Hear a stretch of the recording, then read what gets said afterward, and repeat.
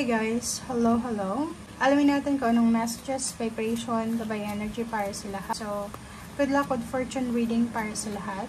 Tingnan natin ano ba ang message, ano ba ang energy na para sa iyo talaga. Aquarius. Okay, wow! Okay, so Aquarius, these two cards, parang same lang siya sa same sign mo ni Gemini.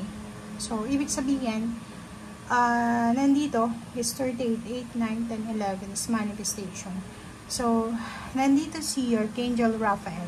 Kay Gemini is, nandito si Archangel Michael para sa support. Okay? Ito naman, nandito si 4th chakra, Archangel Raphael, para bigyan ka ng strength, para bigyan ka ng boost ng confidence, parang ganon. So, kung makikita mo dito, si Archangel Raphael, siya yung magbibigay sa'yo ng manifestation mo. Okay? So, siya yung magdadala sa'yo ng mga wishes mo, or siya yung magdadala sa'yo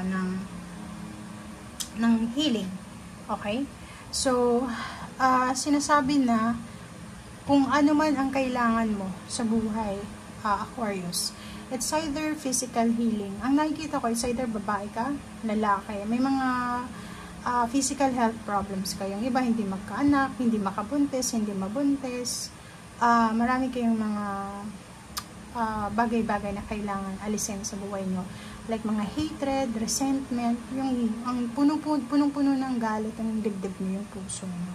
So, it's a manifestation card, itong Archangel Raphael, na sinasabi na may bibigyan ka ng healing, transformation and healing. Okay? Si Archangel Raphael, siya yung healer natin. So, siya yung angel of healing. And, napakabuti ni Archangel Raphael kasi sobra siyang compassionate sa atin. Na, halimbawa, pag may struggle tayo, physically, mentally, emotionally, or spiritually, si Archangel Raphael, naandyan siya para i-push tayo na maging closer tayo sa Panginoon. Okay?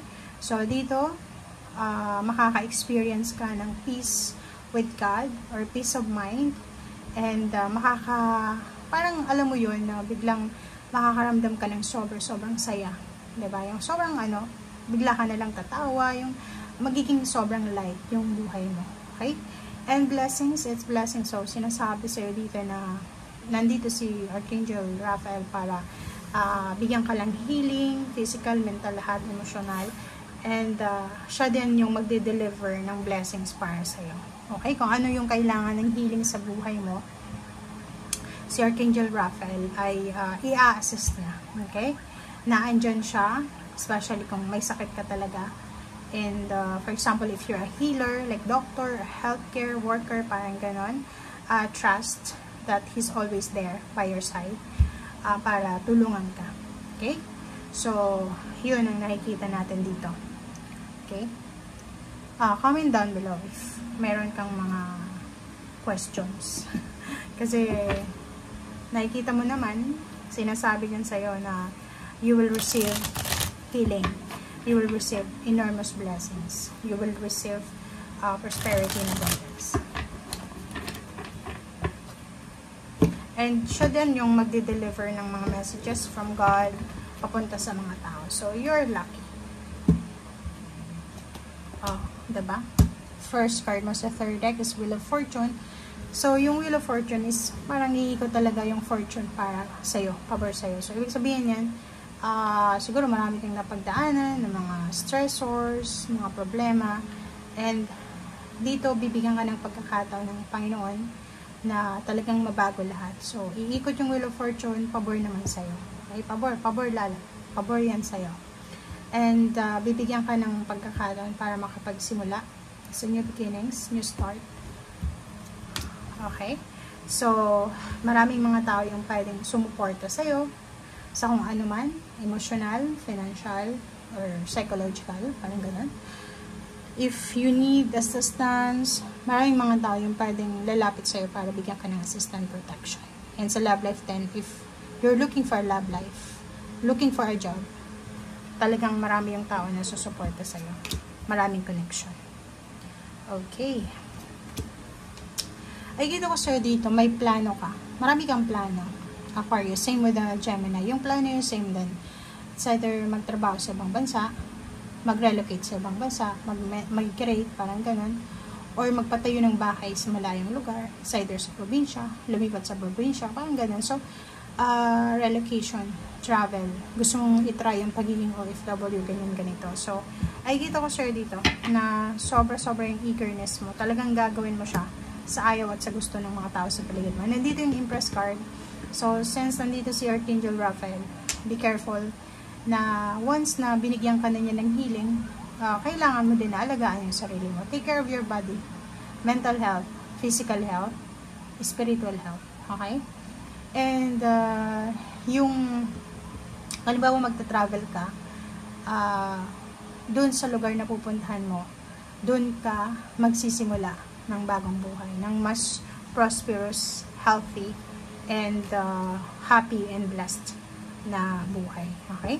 So, Page of Wands. So, nakikita ko sa'yo dito na in the near future, kung ikaw ay single ngayon or in a relationship or pwedeng may kalibin partner, posibleng ikasal ka. Ikasal ka sa West or ikasal ka sa pare.